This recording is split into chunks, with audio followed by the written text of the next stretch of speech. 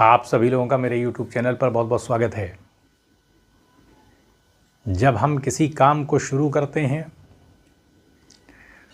और उसको लगातार हम करते रहते हैं लेकिन हमें सफलता नहीं मिलती है तो हमें दुख होता है। जैसे यूपीएससी के अंतर्गत बहुत सारे एस्पिरेंट तैयारी करते हैं, आईएएस की तैयारी करते हैं। कुछ लोगों को सफलता मिलती है और बाकी लोग असफल हो जाते हैं। जो लोग असफल होते हैं उनमें बहुत सारे लोग योग्य होते हैं, उनके अंदर योग्यता होती है, एबिलिटी होती है। तो इसका मतलब तो यही हुआ ना कि ऐसा हो सकता है कि हम योग्य हों लेकिन हमें सफलता न मिले। तो अब इसकी व्याख्या भी करनी पड़ेगी कि योग्यता होते हुए सफलता नहीं मिल रही है तो क्यों नहीं मिल रही है। इसका मतलब है कि हमारे पढ़ने का ढंग सही नहीं है कहीं ना कहीं, या तो हम निरंतरता के साथ अध्ययन नहीं कर रहे हैं, या हमारा अध्ययन तो कठिन है, हम मेहनत तो कर रहे हैं लेकिन हमारा ढंग सही नहीं है। तो अब सवाल ये है कि अगर हम कोचिंग संस्थान में जाते हैं, कोचिंग करते हैं, वहाँ टीचर पढ़ाते हैं, तो भाई हम तो कोचिंग इसीलिए ज्वाइन कर रहे हैं ना ताकि हमको एक सही तरीका, एक सही मेथड पता लगे। तो क्या कोचिंग संस्थानों के माध्यम से भी ऐसी गलती हो सकती है कि हमको सही तरीका ना बताया जाए? तो ऐसा हो सकता है कि क्योंकि कोचिंग जब जाते हैं तो कोचिंग में उसी चीज़ को जो कि NCERT में जो चीज़ लिखी है, जो पुस्तकों में है, उसी का एक विवरणात्मक ज्ञान दे दिया जाता है, एक व्यवस्थित ढंग से बता समझा दिया जाता है। लेकिन मामला यहाँ पर यह है कि जब हम प्रारंभिक परीक्षा में बैठते हैं और हमने एक नहीं बल्कि 2 बार कोचिंग ज्वाइन की होती है, उसके बावजूद भी हमारा प्रीलिम्स में नहीं होता है, तो कहाँ गलती है? हमारे पास सारे नोट्स भी उपलब्ध हैं, सब कुछ है, बहुत प्रैक्टिस भी हमने की हुई है, लेकिन उसके बाद भी हम सफल नहीं हो सके। तो हमें थोड़ा सा और गहराई में उतर कर इस पक्ष को जांचना पड़ेगा। देखें, सबसे पहली चीज़ ये होती है कि जब हम पढ़ते हैं, जैसे कि डन IAS के अंतर्गत 6 क्लास से लेकर के 12th क्लास की NCERT को बेस बनाया गया और नाम भी पॉजिटिव रखा गया है ताकि जब हम नाम देखें, डन शब्द रहे IAS के अंतर्गत, तो एक सकारात्मक अप्रोच, एक पॉजिटिविटी हो हमारे जहन के अंदर। नाम तो कुछ भी रखा जा सकता था, लेकिन जो लक्ष्य हम लेकर चल रहे हैं उसका एक संदेश आएगा, मैसेज। हम देखेंगे डन IAS तो फिर हमारा ध्यान जाएगा, तो एक पॉजिटिविटी आती है। और नाम इसीलिए रखते भी हैं, माँ बाप भी अपने बच्चों का नाम अच्छा ही रखते हैं कि एक अच्छी भावना का एक सृजन हो सके, एक संवेदना सही प्रकट हो सके। तो नाम का असर पड़ता है, पॉजिटिविटी का महत्व होता है। तो इसलिए छोटा नाम भी है, याद करने में भी आसान है, डन IAS रख दिया गया। अब ये आते हैं कि 6 क्लास से लेकर के 12th क्लास की जो NCERT है, उसके तहत क्या इसमें पढ़ाने का अप्रोच रखा जाएगा कि चैप्टर को इस तरह से नहीं, बल्कि क्रिएटिविटी को डेवलप करने के लिए इसको बनाया गया है। नोट्स भी आपको उपलब्ध कराए जाएंगे और साथ में ऑब्जेक्टिव जो सवाल होते हैं वो क्वांटिटी नहीं बल्कि क्वालिटी के साथ, यानी यूपीएससी के अंतर्गत जैसे पूछने की प्रवृत्ति है, वो जैसे पूछने का ढंग अपनाए हुए हैं, उसी हिसाब से अगर हमको सवाल दिया जाए और फिर हम लगाएं, तब हमारा अप्रोच कहीं एक सोच डेवलप हो सकती है। तो ये बहुत ज़्यादा महत्व यानी इसका रहता है कि सवाल किस प्रकार के लगाए जा रहे हैं। बहुत सारे लोग बहुत प्रैक्टिस सेट लगाते हैं लेकिन नहीं हो पाता है, क्यों? क्योंकि सवाल की वैसी गुणवत्ता नहीं होती है। तो क्वांटिटी नहीं, क्वालिटी वाले प्रश्न आपको यहाँ पर दिए जाएंगे, बना करके उसे दिया जाएगा और शुल्क भी उसमें रखा जाएगा, लेकिन बहुत कम होगा, क्योंकि मदद करने के उद्देश्य से चैनल बनाया गया है। तो हमने ये देखा कि हमारे पास योग्यता हो सकती है लेकिन ऐसा हो सकता है कि हम सफल ना हों। तो हमें क्या करना पड़ेगा? इसके लिए हमें 3 स्तरों पर कार्य करना पड़ेगा। अब वो 3 स्तर कौन से हैं? पहला स्तर ये होता है पढ़ने का। जब हम पढ़ते हैं, जैसे 10th क्लास की NCERT में हम ज्योग्राफी की किताब पढ़ने जा रहे हैं। जब हम पढ़ते हैं, जैसे आपको किताब दिखा दी जाती है, जैसे ये किताब है 10th क्लास की NCERT की बुक है, और हम इसको पढ़ना शुरू करते हैं तो पहला चैप्टर हमारा संसाधन और उसके विकास का आता है। अब हमने चैप्टर को ओपन कर लिया। जब ओपन किया तो उसमें हमने शीर्षक देखा। पहले तो संसाधन की परिभाषा ही इसमें दी हुई है और हमें याद नहीं करना है, किसी भी चीज़ को याद नहीं करना। कितना याद करेंगे हम नोट्स बना करके रटेंगे तो कितना रटेंगे? कुछ बातों को याद किया जाता है बस।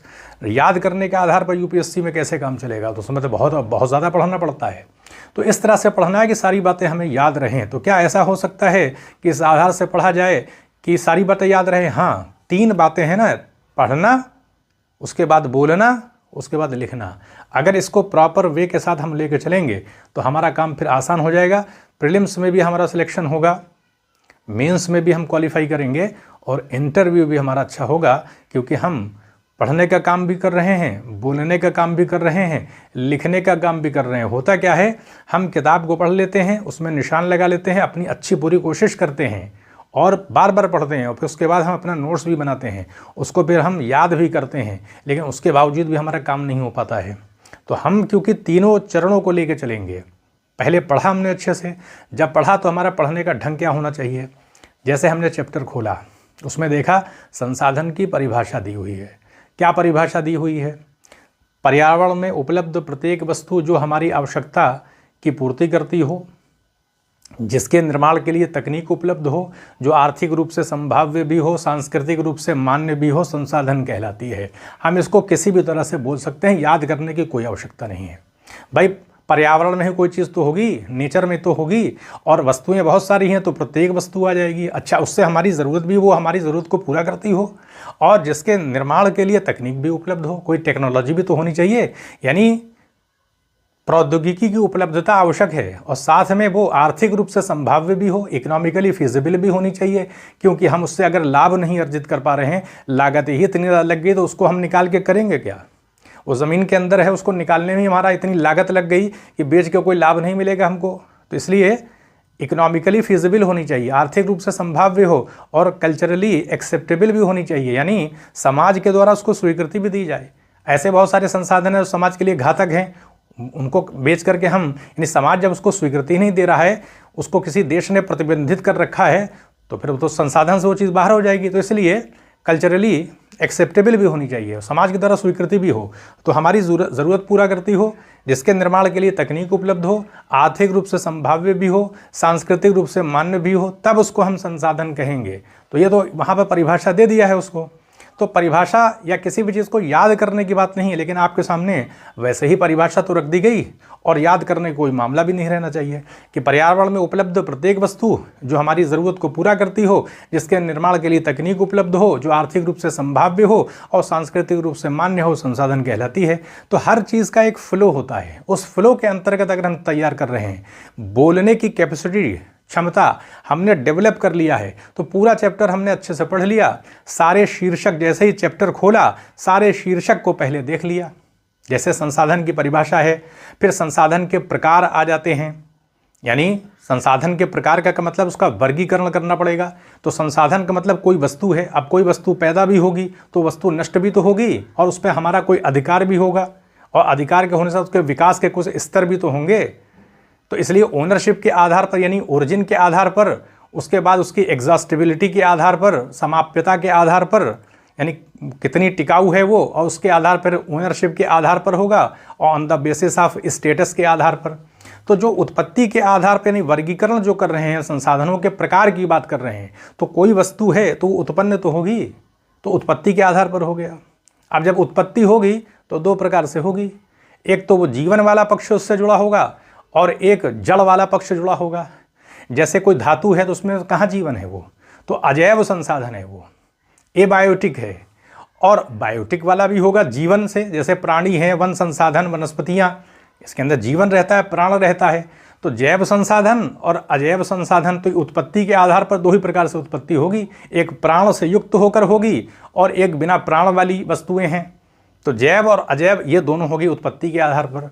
अब इसके बाद हम आते हैं एग्जॉस्टिबिलिटी के बेस पर, यानी समाप्यता के आधार पर। कोई चीज़ पैदा होगी तो वो नष्ट भी हो सकती है, कोई भी चीज़ जो उत्पन्न होगी वो नष्ट हो जाएगी, तो ऐसा हो सकता है। अब नष्ट होने के आधार पर किस आधार पर है, जैसे सूर्य का प्रकाश है, जल है, इनकी उपलब्धता लंबे समय तक है। सूर्य का प्रकाश, वायु, उससे हम सौर ऊर्जा, वायु ऊर्जा, इन सब के हम निर्माण करते हैं। तो ये संसाधन ऐसे हैं, लंबे समय तक इनकी उपलब्धता रहती है। तो नवीकरणीय और अनवीकरणीय हो गए, रिन्यूएबल भी हो गए, नॉन रिन्यूएबल भी तो हो गए। तो कहने का अर्थ है कि हम गहराई में जब उतर जाएंगे तो हमारे लिए किसी भी चीज़ को बोलना बताना सब आसान हो जाएगा, उसको खुद से जोड़ करके तो देखें। तो इस आधार पर, समाप्यता के आधार पर, on the basis of exhaustibility के आधार पर देखें तो दो चीज़ें हैं, नवीकरणीय हो जाएंगी। जैसे हम सौर ऊर्जा है उसको फिर से बना सकते हैं, दोबारा प्राप्त कर सकते हैं। वायु ऊर्जा है उसको दोबारा हम प्राप्त कर सकते हैं। तो इस आधार पर नवीकरणीय है, और अनवीकरणीय भी तो हैं। अब उसके अंदर भी अनवीकरणीय में भी दो प्रकार आ जाएंगे, एक चक्रीय आ जाएगा और एक अचक्रीय आ जाएगा। चक्रीय का मतलब है रिसाइकेबल है, जैसे धातु है, अब उसको पुरानी हो गई लोहा लेके आया या पुराना हो गया दोबारा पिघला करके फिर नया कर दिया तो चक्रीय हो गए। लेकिन अचक्रीय में क्या, जैसे कोयला है और इसी तरीके से पेट्रोल है, अब वो उसका कोई चक्र नहीं चलेगा, बस इस्तेमाल किया समाप्त हो गई सारी, तो रिसाइकिल नहीं कर सकते उसको हम। तो चक्रीय और अचक्रीय दोनों चीज़ें बन जाएंगी। तो कहने का अर्थ ये है कि जब हम किसी चीज़ को पढ़ें तो अच्छी तरह से देखें कि हम उसको कैसे, मतलब उसको कैसे पढ़ रहे हैं, उसको अपने से संबंधित करें, मानव से जोड़ने का प्रयास करें। कि संसाधनों के प्रकार के अंतर्गत 4 प्रकार के संसाधन आ जाएंगे। उत्पत्ति के आधार पर आ जाएगा, समाप्यता के आधार पर आ जाएगा, स्वामित्व के आधार पर व्यक्तिगत भी होगा, सामुदायिक भी होगा, राष्ट्रीय भी होगा, अंतर्राष्ट्रीय भी होगा, और इसके प्रकार फिर आपके विकास के स्तर के आधार पर भी तो है। अब उसमें संभावी संसाधन भी हैं। संभावी का अर्थ ये है कि जैसे राजस्थान में सौर ऊर्जा की बहुत सारी संभावना है, हम उसका उपयोग कर सकते हैं। इसी प्रकार से देखें हम, आपके विकसित संसाधन आ जाते हैं जिसके अंतर्गत किसी देश के माध्यम से उसका सर्वेक्षण हो जाता है, उसकी गुणवत्ता, उसकी मात्रा और गुणवत्ता को निश्चित कर लिया जाता है, तो विकसित संसाधन है। उसमें सर्वेक्षण का पक्ष भी शामिल रहता है और उसकी मात्रा और गुणवत्ता का निर्धारण कर लिया जाता है। उसके बाद आपके भंडार वाले संसाधन आ जाते हैं जिसके अंतर्गत चीज़ उपलब्ध तो होती है लेकिन तकनीक के अभाव में हम उसका अपने हित में उपयोग नहीं कर पाते हैं। जैसे जल है तो उससे हाइड्रोजन को निकालने के लिए अभी कोई ऐसी सक्षम तकनीक उपलब्ध नहीं है जो कि हमें आर्थिक रूप से उसको लाभ दे सके, तो इसलिए वो भंडार के अंतर्गत संसाधन आ जाते हैं। जो चीज़ तो उपलब्ध है लेकिन तकनीक की अभी ऐसी कोई एक आसान तकनीक, सुलभ तकनीक नहीं है जिसके उपयोग करके हम उसमें से निकाल सकें। जैसे जल से हाइड्रोजन को निकालना हो तो ऐसी कोई तकनीक उपलब्ध नहीं जो हमें लाभ दे सके। फिर आ जाते हैं संचित भंडार के अंदर ऐसे संसाधन आ जाते हैं जिनका हम उपयोग कर सकते हैं। कहने का अर्थ यह है कि तकनीक के माध्यम से जिनका उपयोग किया जा सकता है लेकिन अभी उसका उपयोग नहीं हो पा रहा है, भविष्य में कर सकते हैं हम। जैसे जल है तो उसका बहुत प्रकार से उपयोग किया जा सकता है, अभी उसका कम उपयोग हो पा रहा है, आगे उसके अंदर अभी है संभावना है, तो संचित संसाधन आ जाएंगे। तो कहने का अर्थ है कि पूरे चैप्टर को टाइटल के अंतर्गत बांटें और हर टाइटल का सार निकालें और फिर उसको कनेक्ट करके बोलें, तब जा करके क्या होगा कि वो चीज़ हम जब बोलेंगे सारी चीज़ को तो पूरा चैप्टर हमको याद हो जाएगा, उसमें सारे तथ्य हैं वो हमको आसानी के साथ याद हो जाएंगे। तो ये अप्रोच लेते हुए जब हम पूरी NCERT को पढ़ लेंगे तो हमारे लिए क्या रह गया, हम पूरी किताब भी खड़े होकर के बोल सकते हैं, कहीं भी हमसे पूछा जाए तो हम बोल सकते हैं। तो तैयारी करने का हमारा ढंग सही होगा तो याद करने की भी ज़रूरत नहीं पड़ेगी और एक दबाव भी नहीं रहेगा, और कोई भी कहीं से भी हमसे पूछे तो हम बता भी सकते हैं, किसी भी पक्ष को बता सकते हैं क्योंकि हमने इस तरह से उसको तैयार किया हुआ है। तो इसलिए पहला काम क्या है, पढ़ना। पढ़ने में क्या होगा, शीर्षक देखना, सारे शीर्षक का सार, क्योंकि सार का मतलब है हर इन्फॉर्मेशन में एक केंद्रक की स्थिति होती है, न्यूक्लियस की, सार होता है उसका, उसको नहीं हटाया जा सकता। और कुछ बातें उसमें एक्सप्लेन करने के लिए होती हैं, उनको हम हटा सकते हैं। फिर जब हम सारे शीर्षकों को निकाल लें, जैसे उसमें संसाधन की परिभाषा है, संसाधन के प्रकार हैं, और फिर संसाधन का विकास का मामला है, फिर संसाधन के नियोजन की बात आ रही है, तो इसी आधार पर शीर्षकों के अंतर्गत पूरे चैप्टर को कंप्लीट किया गया है। तो सारे शीर्षकों के अंतर्गत देख लें कि कौन सी सार बातें हैं, उनको समझ लें, चाहे कहीं लिख लें या दिमाग में ही रख लें, जहन में रख लें, और फिर उसको बोलें पूरा चैप्टर पढ़ने के बाद। और फिर जब बोलेंगे कई बार तो बस चीज़ें क्या है, बोलने में एक प्रोसेस होता है, ऐसे नहीं बोल सकते। बोलने की प्रक्रिया जो होती है वो प्रोसेस के अंतर्गत होती है, यानी एक सिरे से बोलेंगे और फिर उसका एक अंत करेंगे हम, तो उससे लिखने की क्षमता हमारे अंदर अपने आप आ जाएगी। और हफ्ते में कभी भी वक्त मिला तो उसी सारी बातों को संक्षेप में आप लिख भी सकते हैं, तो लिखने की प्रैक्टिस हो गई। तो इसलिए ये आवश्यक है कि जो हम पढ़ रहे हैं, तो अब हमारा पढ़ने का ढंग अगर अप्रोप्रिएट नहीं है तो फिर क्या होगा, उससे हमको फ़ायदा नहीं मिलेगा, वहीं से सवाल पूछा जाएगा, हम कर नहीं पाएंगे क्योंकि हम गहराई में उतरे नहीं। तो इसलिए शीर्षकों को डिसाइड करें किसी भी चैप्टर को पढ़ने से पहले, सारे जितने शीर्षक हैं उनके अंदर सार को निकालें और उस पर कनेक्ट करके बोल लें। तो पढ़ना, बोलना और लिखना ये होना चाहिए। जैसे हमसे कोई पूछे कि संसाधन किसे कहते हैं, तो हम सीधे तौर पे बताएं कि पर्यावरण में उपलब्ध प्रत्येक वस्तु जो हमारी आवश्यकता को पूरा करती हो और जिसके निर्माण के लिए तकनीक उपलब्ध हो, जो आर्थिक रूप से संभाव्य भी है और सांस्कृतिक रूप से मान्य भी हो, संसाधन कहलाती है। तो एक इसका ये फ्लो है, तो इसको मेंटेन रखें। और अगर ऐसे नहीं बता पाए तो इसका मतलब हमने अतिरिक्त प्रयास नहीं किया, तो इसमें हम असफल हो जाएंगे, सही से बता नहीं पा रहे हैं। और फिर जितने भी शीर्षक हैं उसका अपना एक फ्लो होता है, उस फ्लो को मेंटेन करने का हमारा प्रयास होना चाहिए। सारी चीज़ अपना एक फ्लो रखती है क्योंकि पूरी प्रकृति एक फ्लो में चल रही है, तो उस फ्लो को मेंटेन करने की हमारी गुणवत्ता है ना, फिर उसके आधार पर हमको ये समझ में आ जाएगा कि यूपीएससी में कौन सा प्रश्न पूछा जा सकता है। क्योंकि अगर हमारे अंदर एक क्षमता आ जाए कि हम किसी भी पुस्तक के अंदर कहीं भी किसी भी चैप्टर को देख करके ये बता दें कि यहाँ से पूछा जाएगा, यहाँ से पूरी संभावना है पूछे जाने की, तो फिर हमारे लिए वहाँ पर क्या होगा उसको हम ध्यान में भी रखेंगे।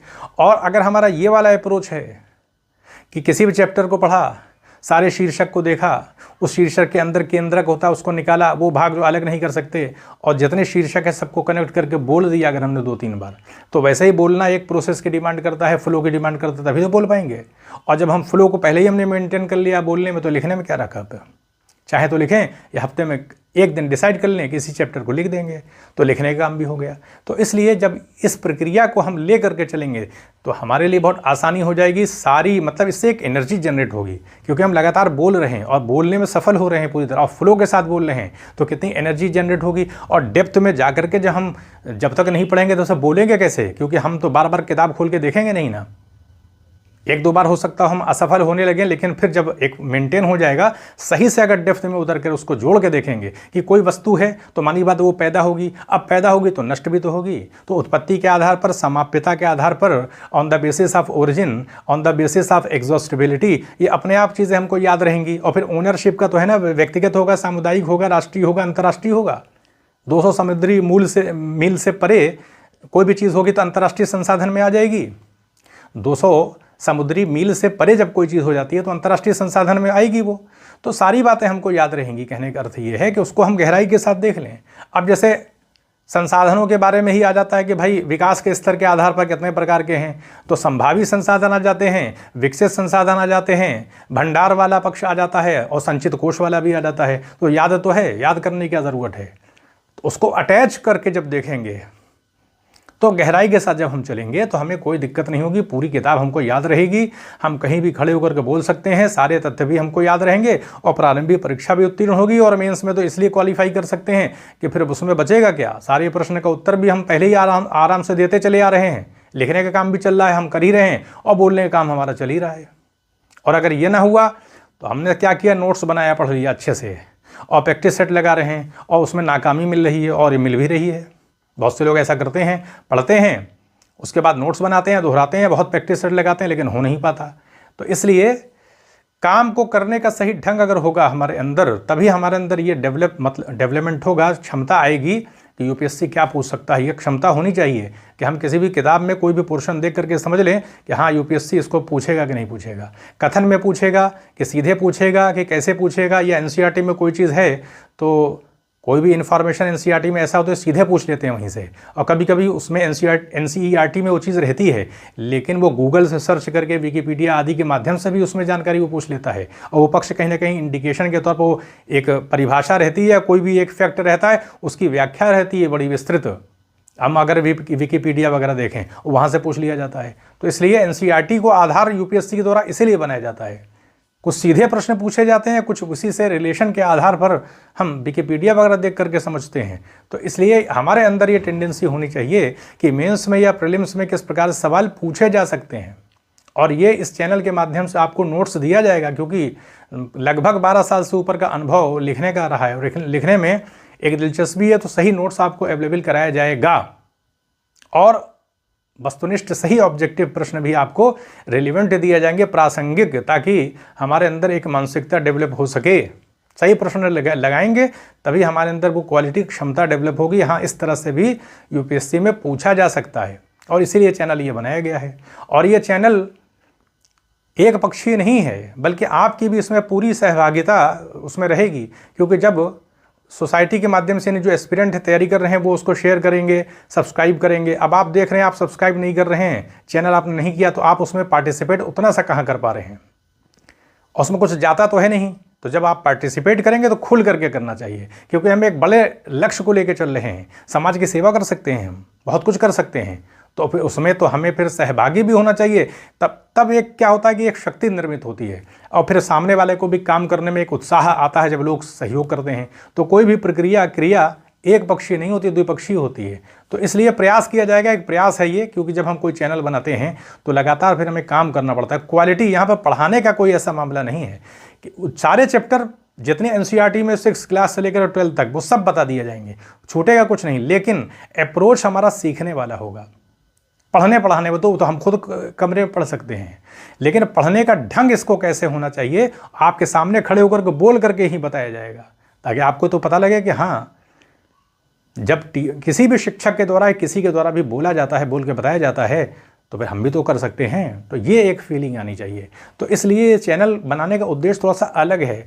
इसमें हमें उस क्वालिटी को मतलब अपने अंदर विकसित करना है। हमारे अंदर तो योग्यता तो है ही है, लेकिन वो तरीका, वो मेथड, वो सारी चीज़ें हमारे अंदर होनी चाहिए जिसके माध्यम से हम आसानी के साथ अपनी योग्यता के साथ न्याय करते हुए सफल भी हो सकें। सफलता ना मिलेगी, योग्यता है लेकिन सफलता नहीं है। तो इसलिए अगर हम सफल नहीं हो सके हैं तो निराश होने की कोई आवश्यकता ही नहीं है, क्योंकि हमारा तरीका सही नहीं होगा तो कहाँ सफलता मिलेगी। तो इसलिए उसमें निराशा तो तब होती है जब हम, कहने का अर्थ है कि हम अगर सही ढंग से काम कर रहे हैं तो वो नौबत ही नहीं आएगी असफल होने की, लेकिन वो काम ही नहीं कर पाते लोग उस तरह से, इसलिए असफलता मिलने लगती है। तो यहीं पर अनुमति दें, चैनल को सब्सक्राइब भी करें, शेयर भी करें। आप सभी लोगों का बहुत बहुत धन्यवाद।